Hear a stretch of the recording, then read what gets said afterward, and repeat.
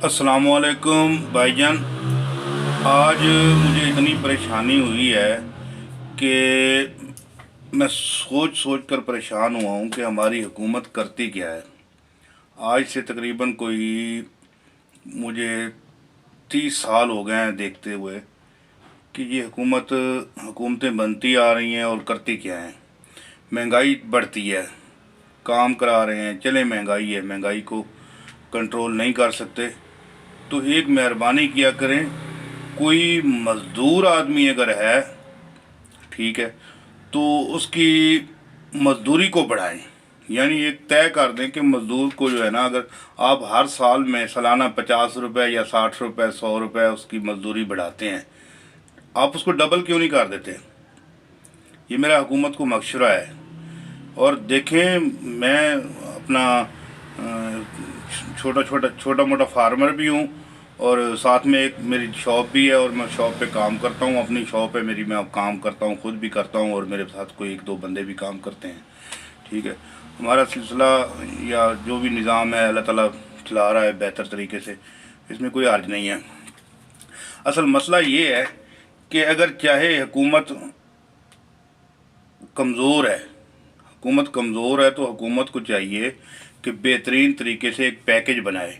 ठीक है, सालाना, यानी आज अगर अभी मैंने एक गंदम भेजी हुई थी, गंदम के ऊपर मेरा 70 से 80 हज़ार रुपये 1 एकड़ पे खर्चा आया है, जिसमें पानी है और हल वगैरह है, उनको जो है ना रूटावेटर होता है, कल्टीवेटर होता है, लेज़र मशीन लगती है, उसके बाद जो है उसमें 4-5 पानी लग जाते हैं, साथ में गंदम का अपना खर्चा है। 14 हज़ार रुपये की एक बोरी है, यानी 14 हज़ार रुपये की एक डीएपी की बोरी आ रही है। साथ में नेट्रो की 8,400 रुपये की बोरी मैंने ख़रीदी थी और एक साथ में मैंने यूरिया की बोरी ख़रीदी थी। और यूरिया जो है तकरीबन 4500-4600 रुपये के करीब मैंने ख़रीदी थी और 4500-4600 रुपये की ख़रीदी है। और टोटल ख़र्चा जो है, ये जो बंदा मेरे साथ काम कर रहा था फार्म पे, यानी जो छोटे अपना 1 एकड़ के मैं ख़र्चा बता रहा हूँ, 1 एकड़ पे मेरा ख़र्चा आया है 70 से 80 हज़ार रुपये।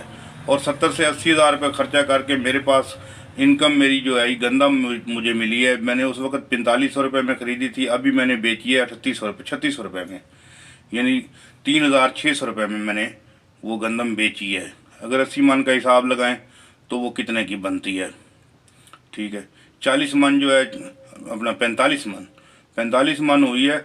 और 45 मन का एक रफली जायज़ा लगाएं तो तकरीबन 1,30,25,31,हज़ार रुपये की बनती है। अब ये तो मेरा पिछला खर्चा है और आगे जो जब मैंने उसकी कटाई करवाई वो अलहदा से हैं पैसे। ठीक है, और उसके बाद जब उसको इकट्ठा किया है फिर थ्रेशर वाले को मैंने 10वां हिस्सा दे दिया है। ठीक है, तकरीबन 4 किलो अपना लेते हैं, 4.5 किलो फ़ी मन में जो है ना वो ले लेते हैं। अगर ये सारे पैसे अगर उसको करें तो मेरे पास मुझे 6 महीनों में 1 एकड़ में से 20-25 हज़ार रुपये बचते हैं, या 30 हज़ार रुपये लगा लें। अगर 30 हज़ार रुपये में एक बंदा जो है ना पूरा एक प्रोसीजर एक समझे एक सेटअप करता है, उस सेटअप के बाद 6 महीनों में अगर 30 हज़ार बचे तो मेरे ख्याल में ये तकरीबन कोई 6 महीने में 5,000 रुपये महीना बनता है।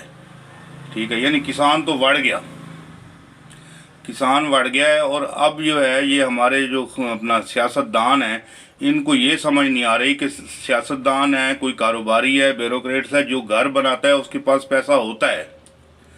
अगर जिसके पास पैसा होता है उसको महंगाई से क्या अपना क्या मसला है, उसको कोई मसला नहीं है। वो एक साइड से लगा रहा है, बिल्डिंग पे लगा रहा है, ठीक है, और दूसरी साइड से जो है ना कमा रहा है, दोनों हाथों से कमा रहा है। ठीक है, बिल्डिंग बना रहा है, बिल्डिंग किराए पे चढ़ा रहा है। ठीक है, इन्वेस्टर है वो भी कमा रहा है और साथ में जो चीनी स्टोर करने वाले हैं वो भी कमा रहे हैं। बचता सिर्फ गरीब आदमी है। और गरीब आदमी को जो अगर एक मिसाल के तौर पे एक हिसाब लगाएं, यानी छोटा किसान ज़द में आता है और जो है एक आम आदमी, एक मज़दूर आदमी जिसका काम नहीं है, मज़दूरी को इस तरह करें कि मज़दूरी जितनी भी होती है इंसान में, यानी एक मज़दूर आदमी है, मज़दूर आदमी को अगर आप मज़दूरी कम देते हैं, वो किस तरह महंगाई पे जो है ना उसको तो कोई फ़र्क नहीं पड़ता। अगर महंगाई आपने गंदम को जो है ना आपने सस्ता कर दिया है, गंदम सस्ती कर दी है, चलें वो ख़रीद लेगा गंदम तो वो खा लेगा। बिजली अपना वो बिजली का बिल कहाँ से पे करेगा?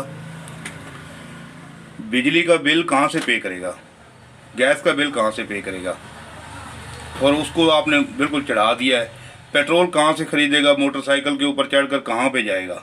अगर काम करने जाएगा तो किराया भर कर जाएगा। अभी एक स्टाफ से, मैं इस्लामाबाद में काम करता हूँ, एक स्टाफ से दूसरे स्टाफ पे जाओ तो 50-60 रुपये हैं।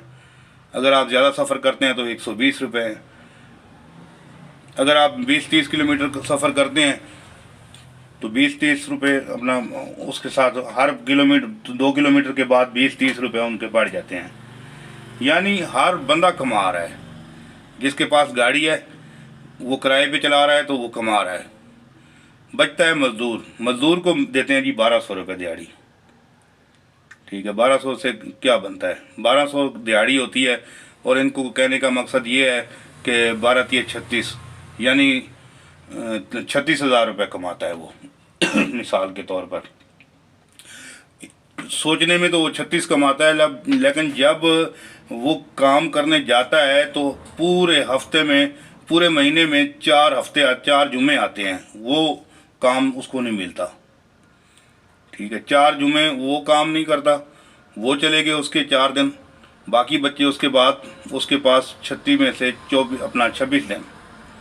26 दिन में से उसको जो है ना किसी ठेकेदार की वजह से या किसी भी वजह से उसका काम नहीं लगता, तकरीबन कुछ 6 दिन, यानी पूरे महीने में से उसके पास 20 दिन बचे। 20 दिन में उसे 20,000 एक बन गया और जो अपना 4,001 24,000 रुपये बचता है। 24,000 में से तकरीबन 4-5,000 रुपये तो उसके किराए लग जाते हैं।